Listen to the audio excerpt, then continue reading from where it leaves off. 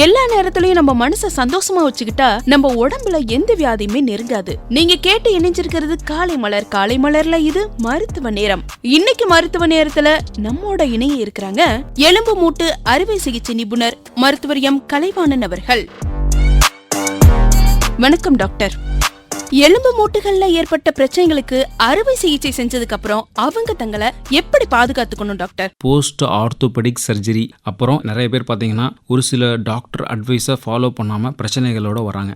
So for example சிம்பிளாக எலும்புக்கு operation பண்ணுறோம்னா நான் முக்கியமான விளைவுகள் என்னென்னு நான் இப்போ சொல்கிறேன். Number 1 infection. ஸோ இன்ஃபெக்ஷன் வராமல் இருக்கணும்னா கரெக்டாக அவங்க ஆப்ரேஷன் பண்ண இடத்துல ட்ரெஸ்ஸிங் எதாவது போட்டிருக்குன்னா தண்ணி படாமல் வச்சுக்கணும். முக்கியமாக பார்த்தீங்கன்னா ரொம்ப சுத்தமாக இருக்கணும். பக்கத்தில் அழுக்கோ இல்லை எதாக இருந்தால் உடனே க்ளீன் பண்ணிடணும். தையல் பிரிக்கிறதுக்கு என்ன டேட் சொல்கிறாங்களோ அந்த டேட்டில் வரணும். ஸோ இயர்லியராக கசிவு ஏதாவது வந்துச்சுன்னா உடனே டாக்டரை பார்த்துக்கிறது ரொம்ப நல்லது. சம்டைம்ஸ் காய்ச்சல் வருது, இன்ஃபெக்ஷன் மாதம் அறிகுறி இருக்குது, சிவப்பாக இருக்குது, தொட்டா சூடாக இருக்குது, வலிக்குது, இது மாதிரி அறிகுறிகள்லாம் இருந்துச்சுன்னா கண்டிப்பாக எலும்பு டாக்டர் பார்த்துட்டு அதுக்கு அந்த மாதிரி ட்ரீட்மெண்ட்டோ இல்லை மெடிசன்ஸோ இன்ஜெக்ஷன்ஸோ எடுத்துக்கிறது ரொம்ப அவசியம் இன்ஃபெக்ஷன் தடுக்கிறது.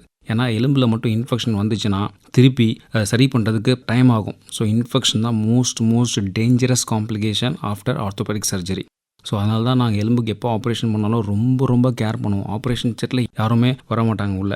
ஸோ ரெண்டாவது காம்ப்ளிகேஷன் பார்த்தீங்கன்னா ரீஃப்ராக்சர். ஆப்ரேஷன் பண்ண இடத்துல திருப்பி ஃப்ராக்சர் ஆகும். ஆப்ரேஷன் செய்தவங்க டாக்டர் என்ன சொல்லுவோம், ஆப்ரேஷனுக்கு அப்புறம் கேர்ஃபுல்லாக இருக்கணும்னு சொல்லுவோம். நடக்கக்கூடாது. ஏன்னா திருப்பி எலும்பு ஒட்டுற வரைக்கும் அந்த பிளேட்டோ ராடோ தான் சப்போர்ட் இருக்குது. அந்த சமயத்தில் நம்ம ஓவர் வெயிட் போட்டு நடந்தாலோ இல்லை கரெக்டான அட்வைஸை ஃபாலோ பண்ணாமல் தடுமாறி கீழே விழுந்து இல்லை நான் நடப்பேன். ஒரு சில பார்த்தீங்கன்னா ஒரு ஸ்ட்ரோக் பேஷண்ட்டு, சைக்காட்ரிக் பேஷண்ட்டு, ஒரு சில பேர்னா அவங்களுக்கு பேலன்ஸே இருக்காது. திருப்பி கால் வைக்கிறேன்னு சொல்லி நடக்கிறப்ப ஸ்லிப்பாகி கீழே விழுந்துருவாங்க. ஸோ அவங்களுக்குலாம் கேர்ஃபுல்லாக பக்கத்தில் யாராவது ஒரு அசிஸ்டன்ட் கேர்டேக்கர் கண்டிப்பாக பார்த்துக்கணும். ஸோ இதே மாதிரி 60-70 வயசுக்கு மேலே ஃப்ராக்சர் அவங்களுக்கு ஆப்ரேஷன் பண்ணியிருக்கோன்னா கண்டிப்பாக கூட ஒருத்தவங்க கேர்டேக்கர் இல்லை ஃபிசியோதெரபிஸ்ட் அசிஸ்டன்ஸ் மூலமாக நடக்க வைக்கிறது, நிற்க வைக்கிறது, உட்கார வைக்கிறது, பெட்டில் எப்படி டாய்லெட் கேர், திரும்பி படுக்க வைக்கிற கேர் எல்லாமே ப்ராப்பராக ஃபிசியோதெரபிஸ்ட் மூலமாக கற்றுக்கிட்டு அதை ஃபாலோ பண்ணுறது நல்லது.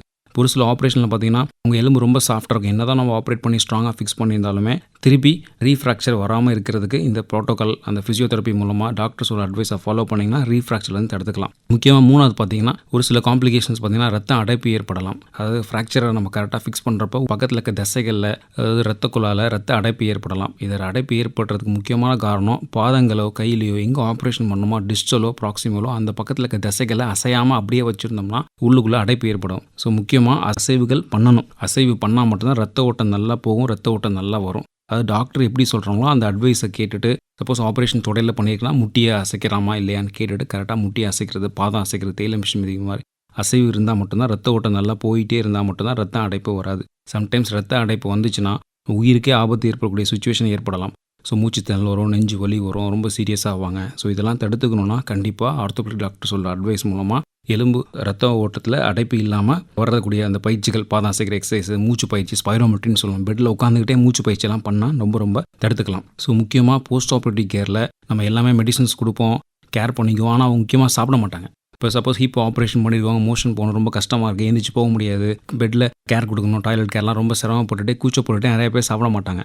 ஸோ அது கண்டிப்பாக தடுத்துக்கணும். ஏன்னா பார்த்தீங்கன்னா நிறைய பேர் பார்த்தீங்கன்னா கான்ஸ்டிபேஷன் பிரச்சனை இருக்கும், சாப்பிட்டா ரொம்ப சிரமப்படுறாங்கன்னு சொல்லி சாப்பிட்றதில்ல. அப்படி சாப்பிடாமல் டயட் கரெக்டாக எடுத்துக்கலன்னா எலும்பு கூடுற தன்மையும் குறையும், நீங்கள் சீக்கிரம் ரிகவர் ஆக மாட்டோம். ஸோ அதனால் ப்ராப்பராக உங்கள் உடம்பு உங்களுக்காக நீங்கள் பார்த்துக்கிறீங்க. ஸோ நல்லா சாப்பிட்றது ரொம்ப முக்கியம். கால்சியம் உள்ள டயட்டு, முக்கியமாக நான்வெஜிடேரியன் டயட் அதிகமாக எடுத்துக்கிறது ரொம்ப நல்லது. எலும்பு ஆப்ரேஷன் செய்தவங்க நண்டு, ஃபிஷ்ஷு, இன்னும் சொல்ல போனால் கீரை வகைகள், பால் வகைகள்லாம் அதிகமாக எடுத்துக்கிட்டோம்னா ஒரு நாளைக்கு தேவையான கால்சியம் நல்லா கிடைக்கும். போஸ்ட் ஆப்ரேட்டிவ் கேரில் முக்கியமாக அவங்கள சூரிய வெளிச்சம் படுற மாதிரி வீட்லேயோ இல்லை பக்கத்தில் வீட்டுக்கு வெளியிலையோ ஒரு சேரில் நல்லா உடன் சேரில் உட்கார வச்சு ஒரு அரை மணி நேரமாவது சூரிய வெளிச்சம் தோலில் படுற மாதிரி எக்ஸ்போஸ் பண்ணால் ரொம்ப நல்லது. ஸோ இதனால் சீக்கிரம் குணமாகக்கூடிய வாய்ப்புகள் அதிகம். அவங்க நிறைய பேர் ஆப்ரேஷன் செய்தவங்க பயப்படுவாங்க. ஸோ அவங்களுக்கு மென்டலாக சப்போர்ட்டிவ் கேர் கொடுக்கணும், ஒரு கவுன்சிலிங் கொடுக்கணும். 1 மாதம் ஆகுமா 2 மாதம் ஆகுமா அப்படின்னு பயந்து இருப்பாங்க. ஸோ அவங்களுக்கு பாசிட்டிவாக கவுன்சிலிங் கொடுக்கறதுனால அவங்ககிட்ட சொல்லணும் ஒன்றுமே கிடையாது, எப்படி எலும்பு ஃபிக்ஸ் ஆகி எப்படி எலும்பு ஒட்டிக்கும்.